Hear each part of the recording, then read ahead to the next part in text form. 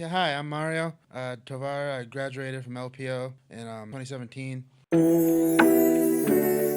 But my mom also graduated from LPO. I was in childcare because my mom was a teenage mom. Well, she was 14 when she had me, 15 when she was going to school. I've grown up same point my whole life. Kind of had my troubles with public schooling. I would get bullied for being, different race, kind of different because I'm autistic, so I always be joking and kind of putting a target on my back. Went to Farman, kind of got bullied there a lot, but I made through. Then I came to charter school. It just wasn't the school for me. It wasn't working out very much. Then I came to LPO. Well, my therapist at the time was like, "Well, what about LPO?" And my grandma didn't want me to go to LPO because at the time it didn't have a very good. She thought it didn't have a good reputation, but my therapist convinced her to let me do it, and it was one of the best decisions I made.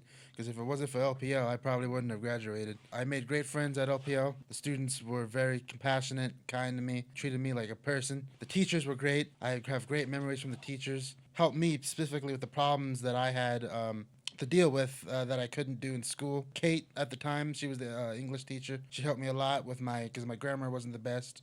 Stacy, who is the teacher I probably spent a good most of the time with, who I would say was probably one of my closest friends at teachers at that school. Helped me a lot with my math. She was very kind. She even got me a nice for my graduation. Even got me a very nice like a suitcase for my trip down to Mexico to visit my family because she knew I loved superheroes and stuff. So it was like a really nice custom one that had like superhero comics and stuff on it. Brenda, who's the science teacher, she was also one of my favorite teachers. Her and her duck, since she even named the duck after me. I would go in and kind of try to make people smile. LPO's changed a lot of people's lives, including mine. I work for the school district now. I'm a custodian. It's great. It's a great school. I feel like it needs to stay around to touch other students and people's lives like it's touched mine and helped me.